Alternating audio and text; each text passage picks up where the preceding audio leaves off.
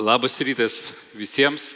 Šiandien bandysiu papasakoti, kodėl jūs pamatysit ne tik tai agrokoncerno pastatytą fermų kompleksą, bet ką truputį daugiau. Tai iš tikrųjų mes praėjusiais metais birželio mėnesį šitoj salėje minėjom pradžią šito projekto ir iš tikro per metus laiko mes turime tai, ką jūs šiandien pamatysite natūroje, bet pati idėja gimė 21 metais pavasarį. Mes 21 metais šitą idėją pristatėm bankams, jie šiek tiek šypsodamiesi tai priėmė kaip tam tikrą fantaziją. Mūsų pačių darbuotojai, kuriems buvo pristatyti šitie projektai, kai kurie iš jų sakė panašu į kosmosą, bet šiandienai mes esam pirmo to skrydžio į kosmosą etape. Tai yra pirmas kompleksas, kuris taip pat pradės veikti. Ir čia galbūt reiktų pasakyti, kad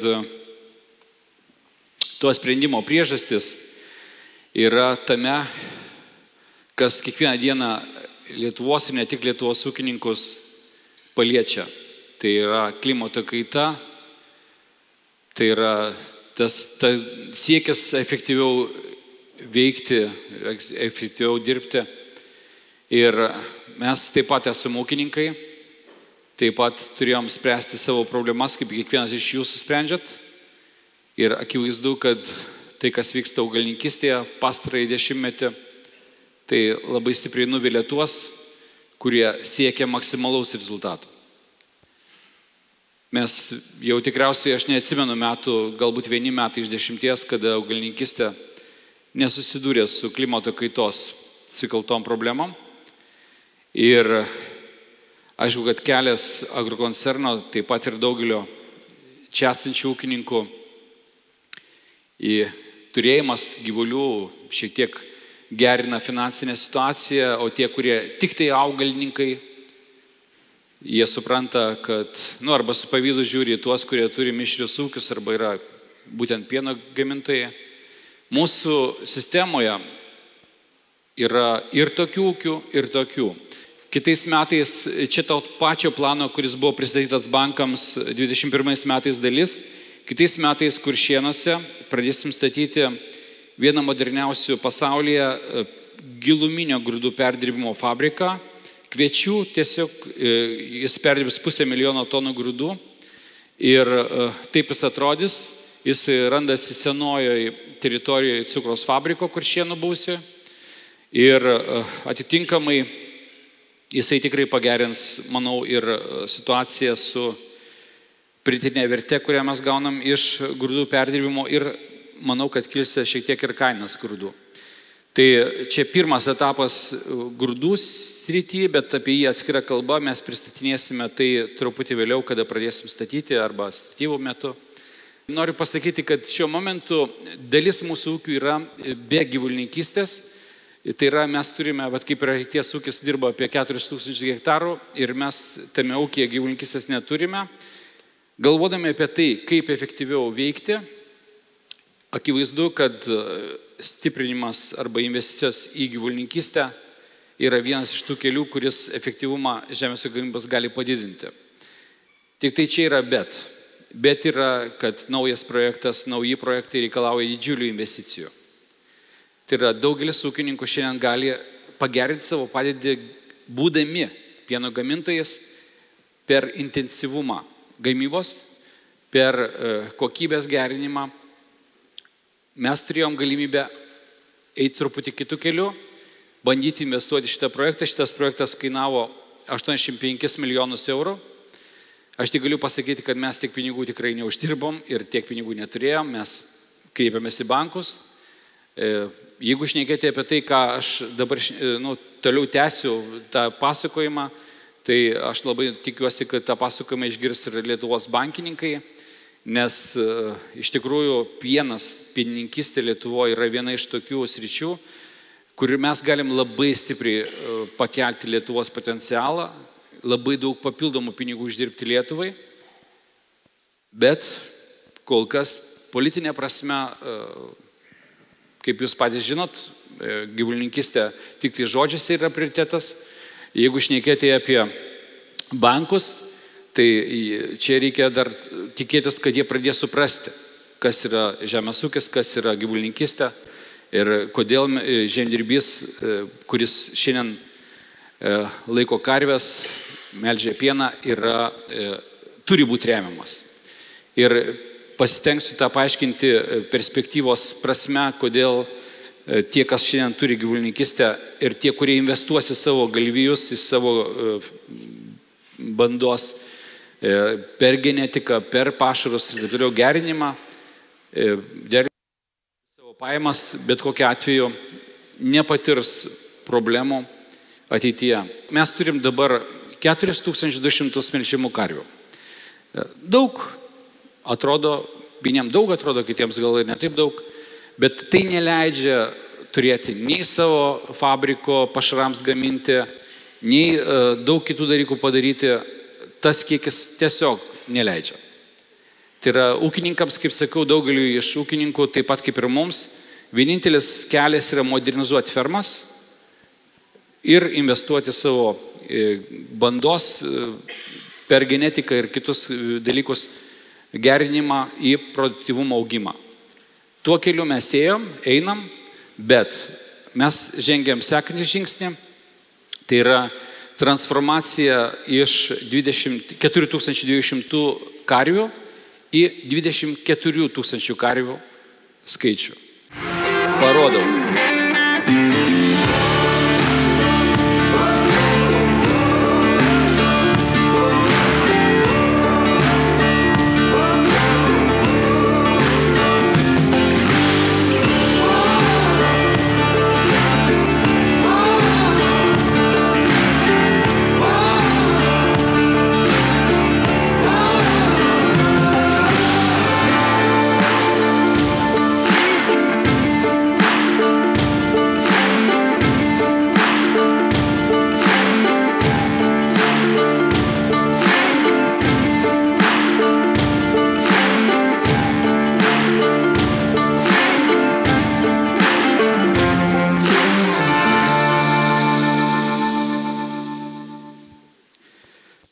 Taigi, tokių kompleksų bus 5 Lietuvoje. Tai yra iš tikrųjų nauja ir šitoje vietoje tikriausiai didžiausia Europoje ir ne tik Europoje praktinių mokslinių tyrimų bazė. Idėja pati buvo, su kuria mes susidūrėm problema, tai yra nusipirkti papildomai telyčių, kokybiškų telyčių Europoje. Tokio kiekio, kokio mums reikia, jau yra problema. Telyčių kokybiškų, tokių, kurios yra prižiūrėtos mokslininkų, kurios genetiškai yra potencialios ir taip toliau, tai yra labai didelė problema šiandien. Ir vienas iš tikslų, kodėl mes tai darom, yra tai, kad netolimo ateityje mes galėsime aukščiausios kokybės telyčiomis, kurios gali padėti gerokai gerinti bandas visiems Lietuvos jau kaip minimum ūkininkams aprūpinti iš savo pačių bandos. Tai yra, mes turėsime pakankamą skaičių telyčių, kad patenkinti visą Lietuvos poreikį tų ūkininkų, kurie norės gerinti savo veislės. Kitas klausimas, kad mes, man atrodo, mes apie tai šnekėjom, mes galėsime tai daryti labai gerom sąlygom, tai yra duoti žmonėms tas telyčias išsimokėtina ir kaip tai pasakyti, su atidėtas mokėjimais, kad žmonės galėtų gerinti bandas, nes tai yra labai svarbu ir jūs tą puikiai suprantat, kiekvienas, kuris turi gyvulininkystę. O ką aš turėjau galvos, sakydamas, kad tai bus mokslinio tyrimų bazė, praktinių mokslinio tyrimų bazė. Tai yra mūsų sutartis, kuri dabar pasirašoma, galbūt jau šią minutę pasirašyta netgi su Lietuvos sveikatos mokslų universitetu. Tai yra 4 temos – genetika, gyvulių gerovė, pašarai ir emisijų mažinimas. Tai yra tos kryptis, kuriomis mes dirbsime su universitetu. Kaip žinote, Lietuvos sveikatos universitetas šiandien yra veterinarijos akademijos savininkas, arba kitaip sakant, Kodėl sveikatos universitetas? Būtent dėl to, kad jame veikia šiandien veterinarijos akademija. Ką turiu galvoj? Jeigu šnekėti apie Europą, netgi galbūt šnekėti apie visą pasaulį reiktų, turėti bandą vienoj fermoj 1000 galvijų, kurie paskirstyti 4 grupės, tai yra, reiškia, mokslininkų prasme, tai yra 250 galvijų grupė, kur tu gali daryti eksperimentus ir pašarų prasme, ir ten visom kitom prasmėm, tokioj didžiuliai grupiai galvijų. To nėra Europoje. Niekas neturi tokias galimybės. Ir šitai vietoj tai dvipusis interesas ir universiteto, ir mūsų interesas tą bazę naudotis. Tai yra 4 fermos po 1000 melžiamų karvių. Padidinus tų fermų skaičių, įsivaizduokit, kiek mes mokslinių tyrimų ir kokios kokybės galėsim atlikinėti ir sprendžiant pašarų kokybės klausimus ir, sakau, visą eilę kitų klausimų. Ir šitoj situacijai iš karto kyla klausimas, o kaip tai paversti kūnų, šnekant, pavyzdžiui, pašarų priedus ir taip toliau. Ir šitoj situacijai mums teko priimti dar vieną sprendimą, kur taip pat, vėlgi mes susidurėm su bankų nesupratimu, kodėl mes tai darom. Mes įsigijom kretingos pašarus. Juos modernizuojam, automatizuojam tam, kad galėti net menkiausias rekomendacijas mokslininkų, tyriant pašarų kokybės klausimus, įgyveninti akimirksniu. Ir juos tirti, taisyti, spręsti ir toliau įgyveninti. Tai yra, be pašarų gamyklos mes negalim būti tokie naudingi mokslui. Mokslas mums negali būti tiek naudingas, aš turiu omenyje ūkininkus, visus mus iš principo, jeigu mes neduodam galimybės visą tai, kas yra siūloma, tikrinti ir taikyti praktikoje. Tai šitoj situacijai sprendimas pastatyti šitą kompleksą ar pastatyti eilę kompleksų be šitos gamyklos, jisai būtų tik dalinis. Nes aš esu tikras, galiu tą pasakyti aiškiai, kad mes turėsime perspektyvoje pašarus, kurie bus optimaliausi karvėms, kad duoti didžiausią primilžį. Neabejoju tuo, nes žinau, kad fabrikas automatizuotas tiek, kad jisai pajėgs tai padaryti. Jo pajėgumas yra dabar, pajėgumas yra 110 000 tonų. Mes, jeigu pasieksim pilną pajėgumą savo, tai yra pasieksim galvijų skaičių maksimalų, mes galėtumėm sunaudoti pusę šito fabriko pagaminamų pašarų. Bet jo potencialas yra po rekonstrukcijos pasiekti 180 000 tonų. Reiškia, mes naudosime apie 1/4 tada. Ta prasme, mažesnę dalį. Kita dalim galės naudotis, kas norės, tai yra, kas norės įsigyti kokybiškus gerus pašarus. Šiandien tą gali daryti, rytoj galės daryti, bet perspektyvoje aš manau, kad mūsų siūlomi pašarai iš kretingos grūdų, jie nebent jau galvijams, karvėms, be abejonių bus patys geriausi, nes niekas neturi galimybės įgyvendinti tų pokyčių pašarų gamyboje, kuriuos turėsime mes kartu su mokslininkų dalyvavimo procese. Pirmiausiai mes turėsime kiekvienoj šitam komplekse turėsime minimum po 3 veterinarus, turėsim zootechnikus, turėsim mokslą ir šnekant apie potencialą tą, kurį mes dabar turim, jeigu gyveninsim pirmą plėtros planą, o mes jį gyveninsim, mes turėsime labai daug aukščiausios kvalifikacijos specialistų. Tokių, kurių Lietuvoje, jeigu šnekėti apie gyvulininkystę, trūksta. Mes nesenai turėjom tokį atvejį, aš truputį šokinėjau mintimis, bet tai labai svarbu irgi. Mes, darydami šitą projektą, ieškojame Europoje tų, iš kurių galim pasisemti patirties. Ir mūsų žmonės važiavo į Škotiją, į vieną didžiausią Škotijoje pieno gamintojų ūkį, tos patirties pasisemti.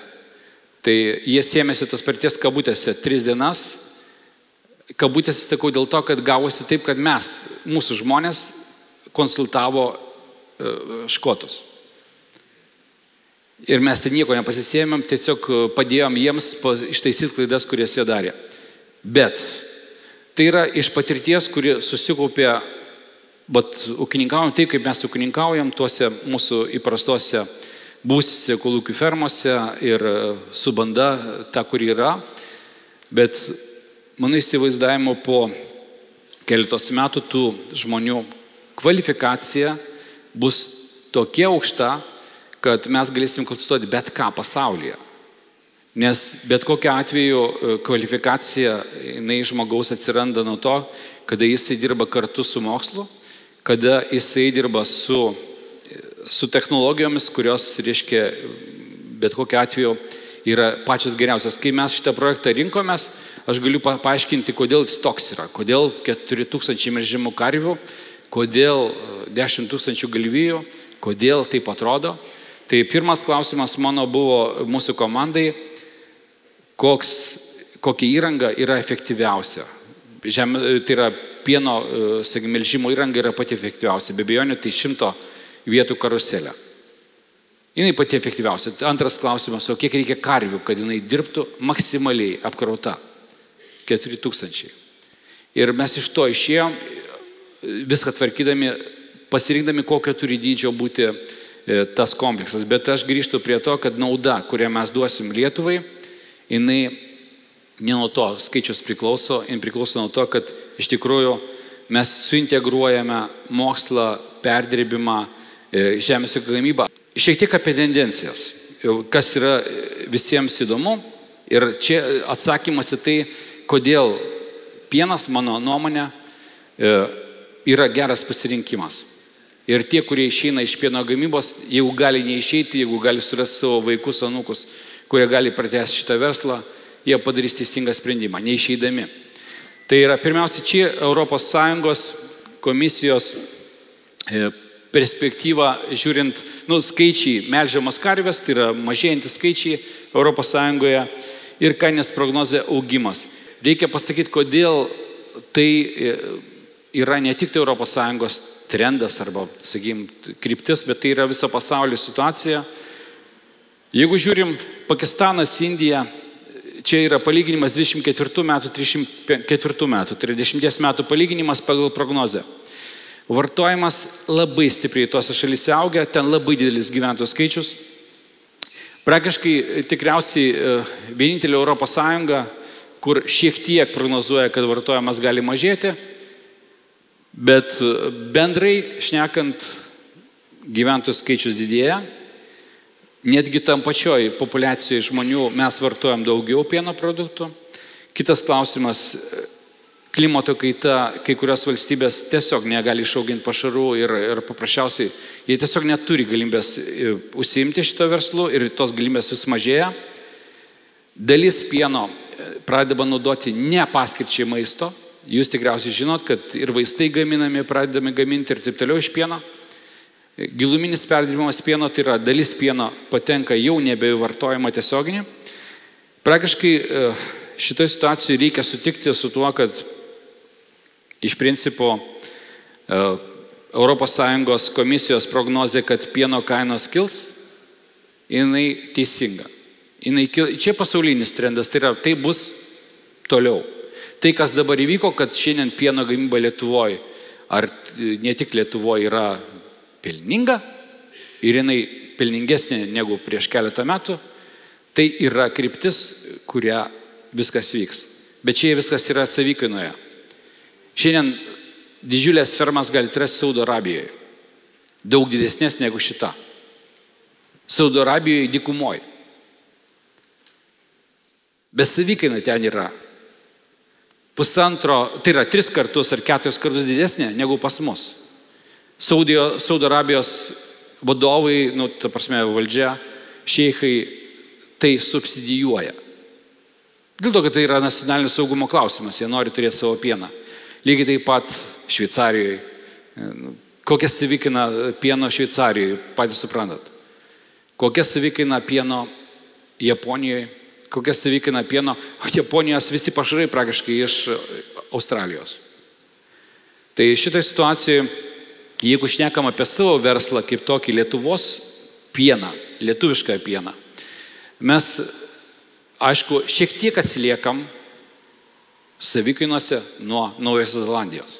Tiesiog vėl grįžtų į tai, kad reikia labai aukšto potencialo galvijų, reikia labai gerų pašarų, jų priedų ir iš tikrųjų mūsų tikslas šito projekto, tas tikslas, kurio nemato bankai mato tik tai pajamos už pieną ir EBITDA, kurią galima uždirbti, tai yra, kitaip sakant, kreditus ir skaičiuoja pinigus, bet mes matom daug daugiau. Ir šitoje situacijoje sinergija, kuri atsiranda tarp mūsų ir universiteto, ir aš tikiuosi tarp visų čia esančių, kurie norėsit savo bandas gerinti, bus tiesioginė. Tai yra, mes galėsime teikti paslaugas ne tik tai, kad pasiūlyti geresnį galviją, mes galėsime ekspertiškai vertinti visas jūsų galimybės, visus sprendimus ir veterinarinius, ir sakykime, šėrimo prasme, ir agronominis ir taip toliau. Jeigu mes buvom labai stiprus augalininkystėje, kaip konsultantai mes artimiausiu metu tapsim tokiais ir gyvulininkystėje. O kaip jau minėjau, tokios kokybės telyčių, kokią galėsim pasiūlyti mes Europoje, tiesiog nebus. Iš toliau atsivežti jų nelabai įmanoma. Čia norėjau parodyti šitą būtent vaizdą, dėl to, kad čia yra koncentracija galvijų 1 hektarui. Ir kaip matote, Lietuva, Latvija, Estija turi situaciją, kurioje tų galvijų koncentracija yra labai menka. Situacija rinkoje. Realiai šiandien, jeigu imti Pabaltijo valstybės, kodėl aš apie jas šneku visumoje, nes tarp jų vyksta pieno pervežimai. Tame stume mes galime judėti. Šnekam apie tai kartu. Šiandien natūroje Lietuvoje deficitas pieno didžiausias. Latvijoje ir Estijoje jie šiek tiek mums padeda uždengti tą deficitą, bet bendrai mūsų fabrikai, dabartiniai fabrikai Baltijos šalyse yra, reiškia, nepajėgus dirbti pilnu pajėgumu dėl pieno trūkumo. Galiu pasakyti aiškiai, per keletą sekančių metų papildomas nuo dabartinio poreikio perdirbėjų poreikis padidės apie 1 milijoną tonų per metus. Tai yra, reiškia, keliais tūkstančiais tonų į dieną padidės poreikis, nes galiu vardinti, Latvijoje nauji pajėgumai 500 tonų, Lietuvoje 700 plus 500, Latvijoje, Estijoje vėlgi. Turiu omeny, poreikis pieno šitam regione neišvengiamai auga. Dabar, kas vyksta Lietuvoje su pieno gamyba? Pieno gamintojų vidutinis amžius, jūs savo kaimynus ir tikrai puikiai žinot, mes turime apie 50 000 karvių, šiandien dienai per karvio skaičių pasakysiu, kurių savininkai yra gerokai virš 60 metų. Tai yra tas 50 000 karvių, tai yra maži ūkiai ir praktiškai tas 50 000 karvių per artimiausius 50 metų tiesiog išnyks. Juos kompensuos kas? Juos kompensuos mūsų našumo, tai yra mūsų produktyvumo augimas, plus nauji projektai. Naujų projektų praktiškai nėra. Čia mes kažką tai bandom daryti, dar kažkas tai bando kažką daryti, bet jų yra labai nedaug. Ta mes, sakykime, praradimą kompensuosime. Bet išaugimo, tokio, koks jis įvyks per artimiausius metus, tiesiog neįmanoma uždengti. Mes, darydami šitą projektą, labai aiškiai suprantam, kad jeigu mūsų projektas gali priartinti poreikį ir pasiūlą, jisai nebus naudingas. Tiesioginė prasme pieno gamyboje. Aš pasakiau, kuo jis bus naudingas bet kuriuo atveju, bet pieno gamybos prasme jis, sakykime, galėtų būti nenaudingas. Jeigu priartėtų pasiūla prie paklausos. Dėl to pas mus yra numatytas savos pieno gamyklos statymas, nes mes nesam savo priešai. Mes nenorim, kaip ir nei vienas čia esantis, kad pieno pasiūla priartėtų prie paklausos, nes tokiu atveju prasideda spaudimas kainai. Tai praktiškai mes gaminsime, jeigu išvystom viso tą planą, mes gaminsime apie 1000 tonų natūralaus pieno į dieną. Tai yra fabrikas perdirbimo. Pilnas fabrikas jį gali pilnai aprūpinti. Tai aš pasakysiu vieną, jeigu mes jausim, kad pieno fabrikai, pieno perdirbėjai dabartiniai pradeda jausis komfortiškai ir mano, kad galim paspausti mus, galim paspausti jūs, tokiu atveju mes tikrai, bet kokiu atveju pastatysime pieno gamyklą ir tikriausiai ją statysime kokio 1500 tonų į dieną, kad jinai dar padidintų deficitą pieno. Tai šitoj situacijai, bet kokiu atveju, aišku, kad tai, ką mes šiandien pristatom, tai, ką mes šiandien bandom parodyti, turėtų visais atvejais būti naudinga Lietuvai ir daugeliu atveju naudinga tiems, su kuriais mes esam kaimynais, tai yra jūs. Galiu pasakyti tai, kad augalininkystės srityje mūsų triūsas buvo pripažintas praėjusiais metais Europos mastu. Mes gavom apdovanojimą kaip viena iš pačių efektyviausių biotechnologijos įmonių Europoje, bet čia yra už augalininkystės sprendimus.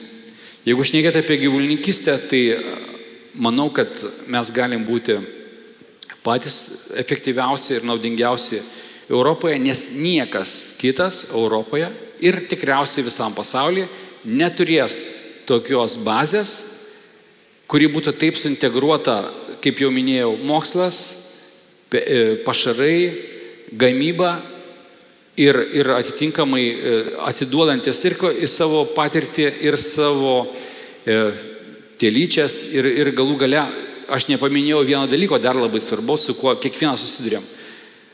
Mes nenorime kirkti savo galvijų su sperma, kurios kokybę, potencialu mes nesam tikri. Dėl to šiandien vyksta dėrybos su didžiausiais pasaulio genetikos centrais galvijų apie bendradarbiavimą, kad mes būtum užtikrinti, kad tai, kuo mes kergiam galvijus, ir mokslininkai, kurie mus konsultuos, būtų užtikrinti, kad tai gerina mūsų bandų kokybę.